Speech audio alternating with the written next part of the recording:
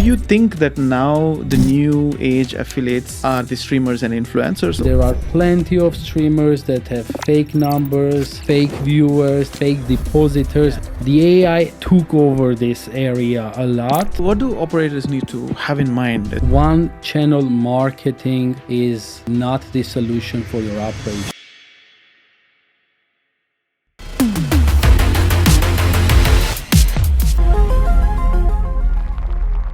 Behind every license is a person betting on themselves.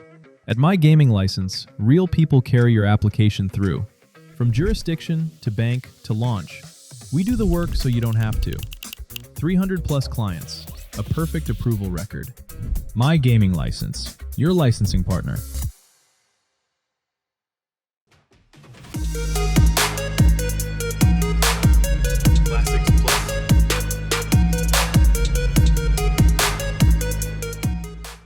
What do operators need to have in mind, especially when it comes to streamers? What do they get it wrong? You think there is some misconception that some operators go direct to streamers? What is it that they need to know?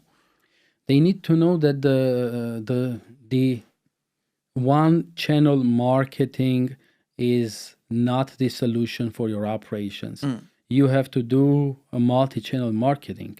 You have to work with SEO affiliates. You have to work with PPC companies. You have to work with social media. You know, these days, if we are speaking about larger operations, there are many brands that are super active with this TikTok Reels, Instagram. You see that there is also like a naming for such a marketing campaign.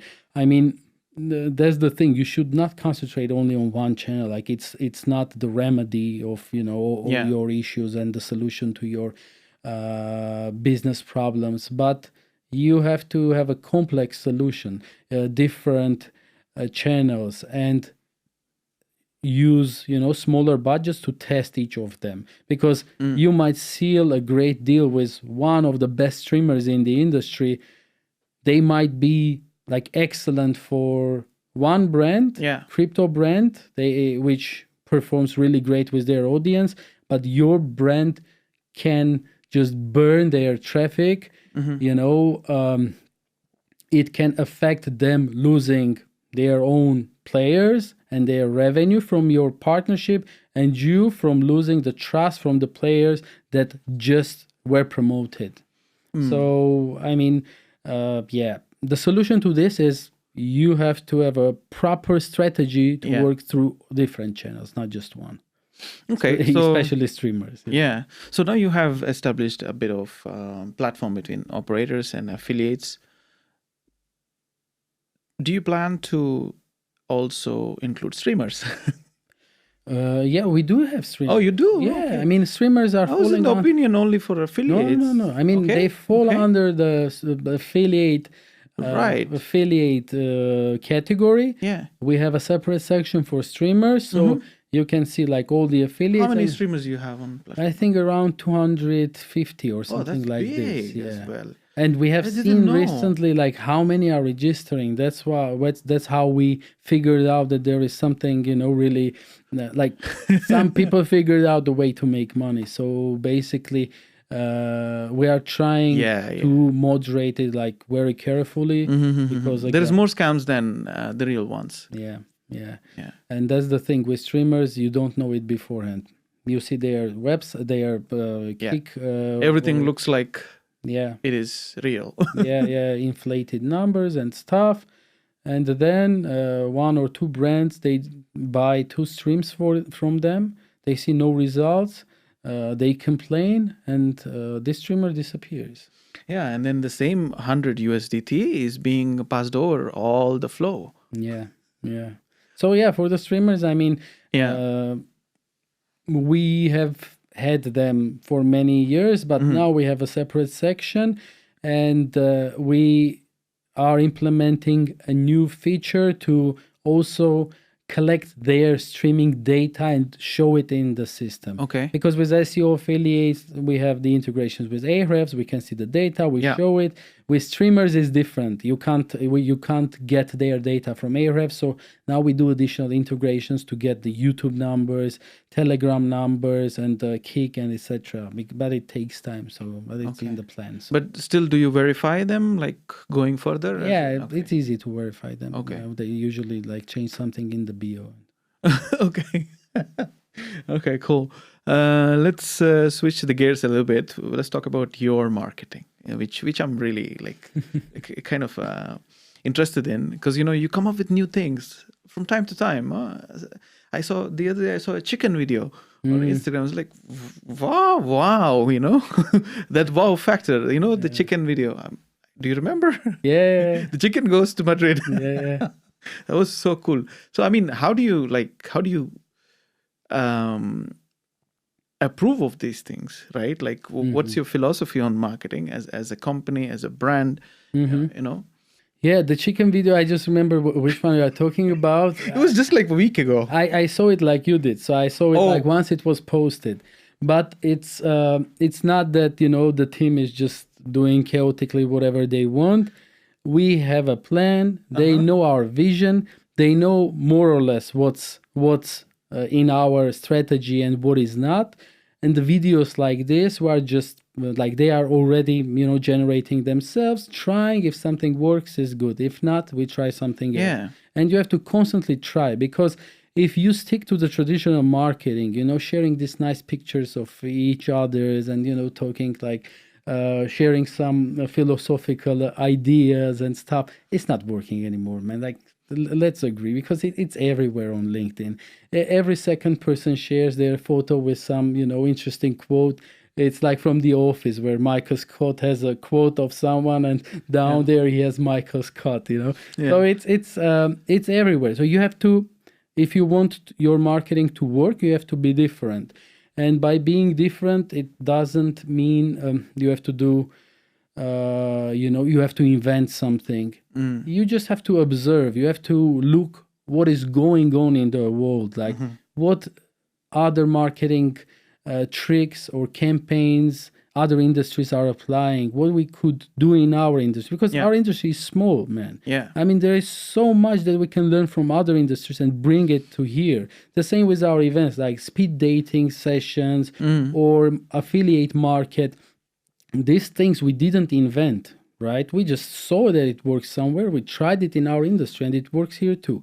So the same with marketing, like you see that, this is trending, and of course, you need to be a little bit creative yourself. Like, we need to find a way to connect with our audience. Exactly. Make it relevant to the industry. Exactly. But use the kind of similar format. That's where you need to think a bit, because not everything sticks to each other. It should be, it's a marketing. Like, you have to give it a try. Yeah.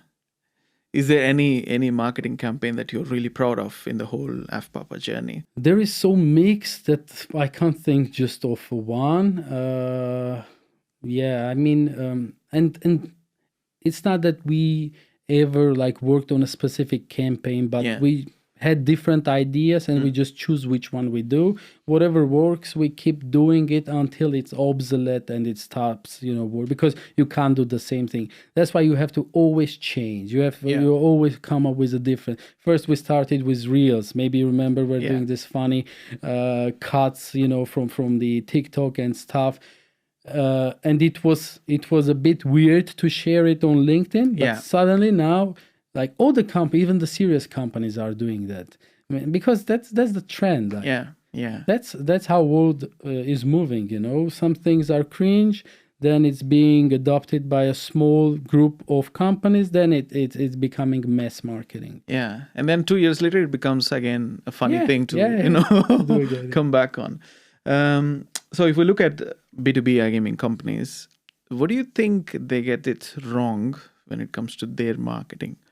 As we can see, if we compare to the usual B2B SaaS tech industry from the West, I think it's quite old school. So what is your opinion on what they get it wrong at the moment? I don't know what they get it wrong, to be honest, because, some companies are stock listed. Some companies are, playing in a very serious league to be allowed to experiment with such things.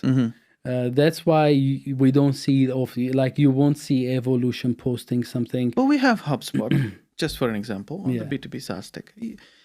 HubSpot's LinkedIn, I think, is the most enjoyable LinkedIn. Yeah. Like I love. No, I'm seeing- speaking just about iGaming. Oh, But yeah. I mean, HubSpot is also a listed company, but they do it. Yeah, true, But in true. iGaming, we have, as you're saying, we have very different way of doing things. Yeah. No, you're absolutely right. And even like Ryanair or companies Yeah. like that, when they are not just post, they are even mocking, Yeah. at some Even point. Nike, for example, recently. Have you seen that campaign? Which They one? were mocking. They had a campaign which says like we're only for winners. Okay. Nice. So a lot of people got offended because like, I mean, Yeah. am I a loser then? I don't know how they associate themselves with loser, but the campaign got viral, and I think Nike has lost its way with all the woke Yeah. kind of thing. Now they're trying to get back, and they did Yeah. this campaign. Have a look; it's a fantastic one. Yes. No, I mean, in the world, this is becoming trendy, and even like not just companies or corporations, but associations. For example, FIDE Chess Association, right? I mean, I'm following their Instagram. It's so modern. They are sharing so many funny videos with the chess players, the Grossmeisters, and Yeah. etc. Because like even these kind of associations, they also understand if they want to be modern, they have to follow the trends. But unfortunately, in our industry, like as I said, stock listing company, Yeah. like mention one that is like so active in the B2B marketing, experimenting these kind of things. No, they don't usually. But we see some of companies doing great campaigns. For example, Endorphina doing Yeah. this cockroach thing.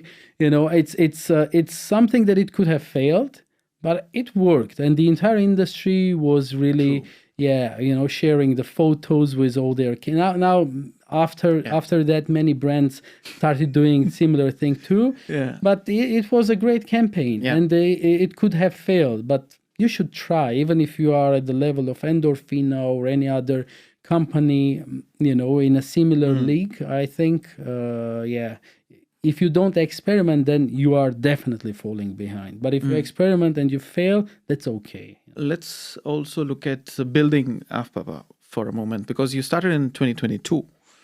It's been almost more than 4 years in a way.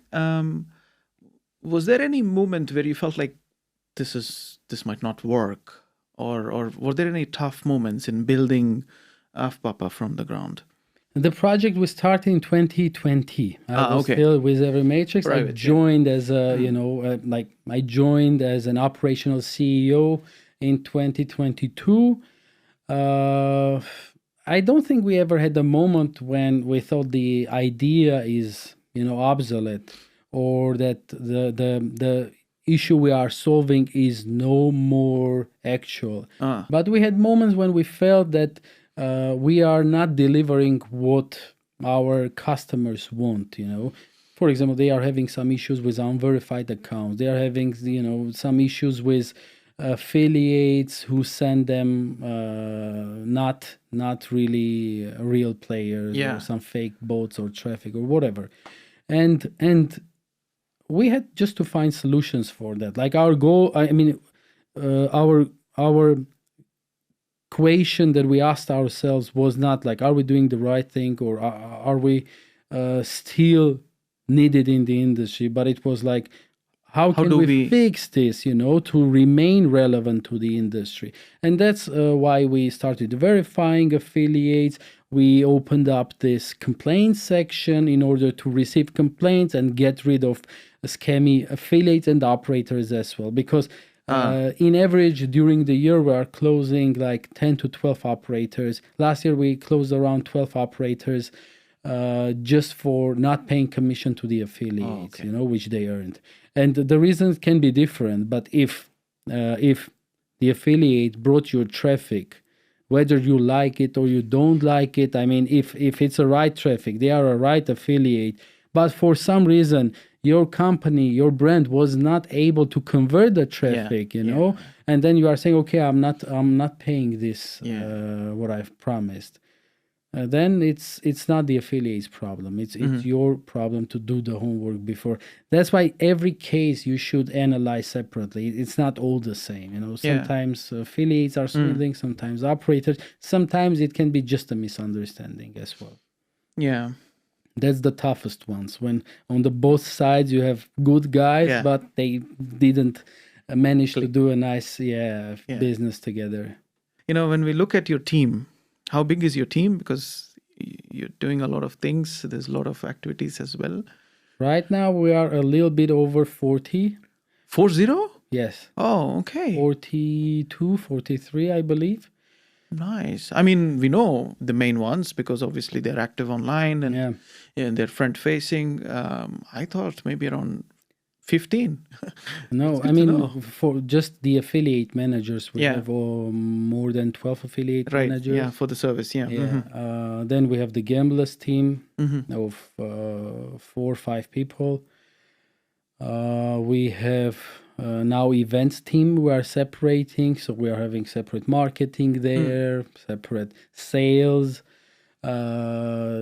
For AffPapa dashboard, we expanded the team last year because we created this new version in order to be able to keep developing it.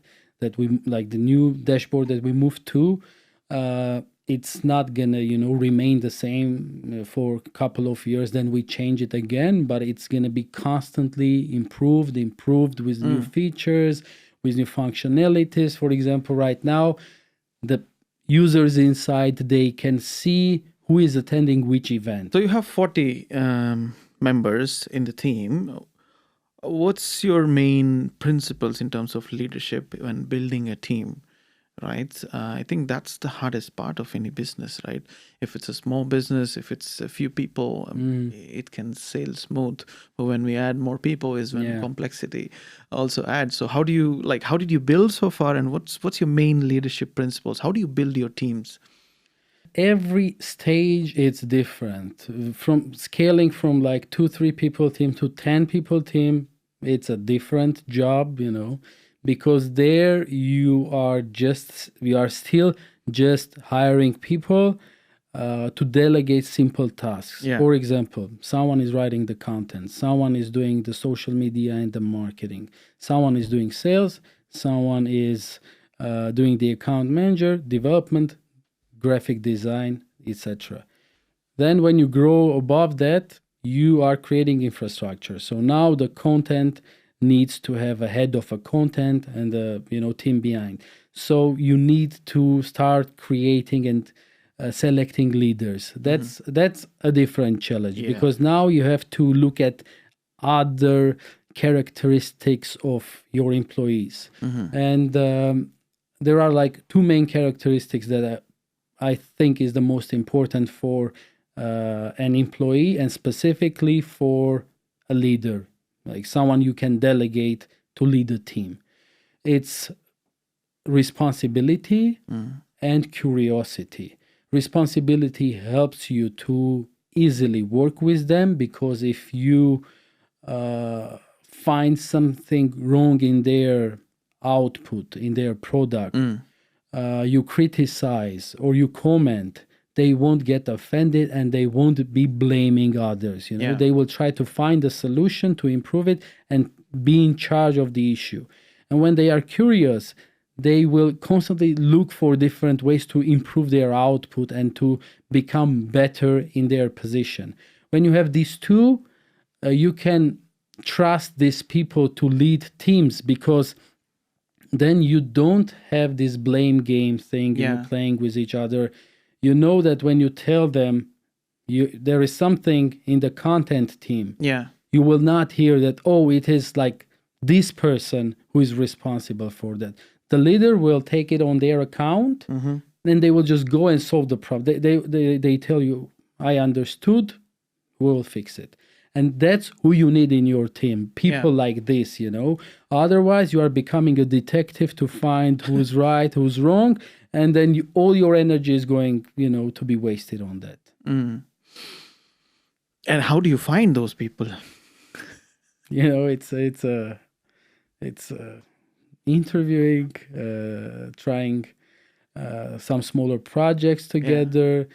Depending on a position, like for each position, we have different ways of the hiring process. Do you have good talent in Armenia? I mean, Yeah, I think yes, because 90% of our employees are there from Armenia.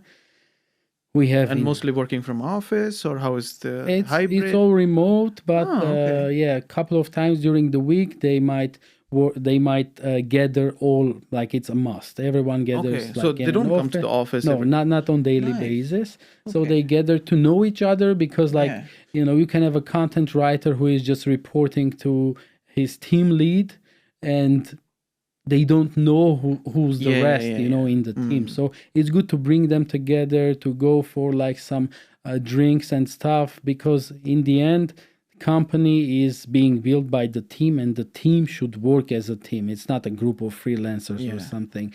They should know each other. They should go out with each other. Sometimes they make friendship and stuff. So it's very important to bring them together from time to time, and it's pity I can't join them, of course, because myself. Maybe they don't like you to be there. Yeah, I The think boss they is not enjoy it. there. We They can do enjoy what it. we want. I don't know. That's cool. I mean, so you don't have strong views about like, because some CEOs, founders, entrepreneurs, they think that it's important for the team to be in an office environment every day, clocking 9 to 5, to be able to build a very strong business. What's your views on that? You don't really think it's necessary? It's more about empowering team, or how do you see the whole remote work or coming to office debate? It depends, because it's hard to tell for all the businesses. Yeah. Right now, if for our business it works, I Yeah. can't claim that. Okay, it's usually this thing when something works with you, you are telling everyone that this is the key. This is the way. Yeah. It It depends works on with- multiple. There are many factors, man. If you don't have the right KPIs for your team, you don't have a way to measure the output of your designer, the output of your content writer, you don't have these ways of analyzing how they did their work. The only thing is left, of course, is just to bring them to sit next to you, to make sure that they are spending like 8 hours a day next to their desktop. There are people who believe that. Yes, and some companies do that, because some companies have seen a decline when people moved working from home, right? And that's why they decided, let's bring them back. Again, because before that they didn't have this culture. The culture was, come sit at your desk, do the work. Now when you are not at your desk, 50% of the team is not working how they were supposed to work. Yeah. That's why these companies make a decision to bring them back. And maybe that's the correct solution for them, unless they find a way to do the KPIs and the right measurement. But on the other hand, we also have seen many, especially affiliate companies, who are 100% remote. Yeah. They have over 1,000 people staff, and it works for them. Yeah, it's how you build it, and it's about what systems and KPIs you have in place, and all that factors defining the output, really, I think. True. Yeah. And that's the problem. Sometimes your company can scale too fast. Yeah. And you don't spend enough time and resources on, establishing the foundation. Yeah. And it's becoming too late, to do that. That's why you struggle. You hire more and more and more, but the output is the same. And you realize there is something wrong. And the only solution that you can make and act at that case is sometimes maybe by panicking. You decide, okay, I bring them back to the office. Maybe that's the only remedy I see so far. So AffPapa is working well. Things are growing well.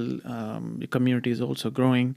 Does it feel like you've already reached the success in terms of whatever you had in mind, like when you were starting the brand? I didn't have any like end game in my mind. What's gonna be like, what's the limit of the growth or something. AffPapa is a process, and I truly enjoy the process myself, and I would, maybe be bragging or like just to talk for my employees, but I'm sure like many of my colleagues are enjoying the process as well. And there is no end game that like when we reach here we are done or we consider it success. The success can be a process, and sometimes the success can go a little bit down, then go up. It's not linear, it's not exponential, it's always a zigzag. So it goes up and down, up and down. Sometimes you invest more, and then you realize you need to still invest more into that because you are playing on a long run. But the process, if we consider success, that how enjoying is the process and how much fun and joy it brings to me, to run the company, then it's definitely a success for myself. Okay. So personally, like, there's always this thing, like everyone has a number, right? Okay, when I hit this number, I'm gonna retire or whatever, right? Do you personally have a number? No, I don't have the number. Like I had, maybe when I was young there was a number, maybe like million or couple of millions or something that will, because after a couple of million or maybe 10 million according to these days, there's nothing really you can't get. Kind of, you can comfortably live. But then this number gets blurred because like when you are young, what you are planning to do with the money, right? Travel, enjoy your life, and etc. When you get a little bit experience, you are living the life, you realize that without having a proper profession, something to wake up for every day, you are not going to enjoy yourself. After a month, just, sitting idle or doing the travels, visiting the places that you always dreamt of. What's next? Like, there should can get boring. There should be a process. There should be a fight always. And these fights are the things that make you live, that makes you feel you are alive. And this is the essence, like it's in nature of every person, because we are born from the wild nature, and this is like in the core. Everything is about conflict and about fight and about constant battle, and the small wins that you are having every day. Even like our organism today, they are working with the bacteria that can kill us, but our body is combating them all day long throughout our life until they lose the fight, But that's the point. I mean, it's all about battle, and by battle, it doesn't have to be something tremendously big. It's a small wins that you are having, and this is what makes your life enjoyable. So what keeps you going? Like what makes you like, okay, you wake up every day and it's like, wow, this is a beautiful day. What keeps you going? I don't know, man. Like maybe the fact that we are setting a bigger goal, a goal that is almost impossible to reach or extremely hard to reach, and we are going after this. We are going after the emotions, after the the meetings like this, when we sit and discuss how AffPapa managed to run this kind of marketing, bring so many people together, start something from scratch, literally from the ground zero, and establish a network or a community around it after 6 years. And these things are probably driving because you want more of these emotions, you want more of this reward for the job and the energy that you have spent on the project. Well, before we close off, just the last question: where do you think the industry is going in terms of like iGaming industry itself? We have AI, which is overhyped, I think personally. We have other things coming up. We have 12 events a year or more, maybe more. So what's your final take on where our industry is going? I think, I mean, it's hard to tell, like, answer for the entire industry. Just from your by- perspective, right? Like Yeah. how you think. I mean, from the operator's side, it is going towards, for example, regulations in different jurisdictions, Yeah. which is great, which gives opportunity for a fair competition in those geos and the correct regulation and entry to the market without doing this shady operations, Yeah. before, or having these underground teams and Mm-hmm. stuff like that. In general, yeah, AI, of course, is a big trend. I think it's going to be applied more and more in our industry as other industries are already embracing this update. Does it scare you in some format to your business concerning? I don't think like it should scare anyone, man. I mean, it's more of a, if you can find ways to use it, you will benefit more than to be afraid that it can replace you somehow. And I'm sure that people can find ways to use it Yeah. in order to expand their businesses and cut some costs, maybe not specifically by firing people, but there are many ways that you can use AI Yeah. for better analytics without any human error. And this is also a cost saving factor, right? And I think our industry is going to go towards that direction as well. And it's already going. We know that many companies working with big data in our industry are applying AIs Yeah. to many reports or analyzes and stuff like that. So some companies are also trying to use it, for I don't know, like for developers, Yeah. doing the codes through AI. Some companies are using it for their graphics, which Yeah. I'm not, a fan Yeah, I don't of. think it's Yeah. there yet. I mean, it might take some more time, but Claude is good. I mean, I tried a couple of designs. It's Yeah. good. I mean, compared to other tools, but it still is not something. Content writing again, it's butchered. Man. And it changed the game now. Right? It That's changed the thing. game, at least for marketing people. It Yeah. has. And the affiliates that are doing the best are the ones that adopted to this one. It's not the affiliates who had like regular content writers and then suddenly they just started, like rewriting things, or they keep writing, like, with the human language. The AI took over this area a lot, and the affiliates that could adopt AI to their company, to their infrastructure, they are now just killing all the positions on the SEO. Even to write completely, or what did you see? They don't write completely, but they have a ways to 10x the output of their content writer with the help of the AI. Okay. So it goes through the human in the end, but there are like many ways they are using different strategies in order not to be marked as an AI and stuff. But I mean, it's crazy. Now all the top positions are being covered by this kind of affiliates. Yeah. Well, I think we can go on forever. Yes. It was really fun chatting this time. The same. And it's a big pleasure to be on your podcast.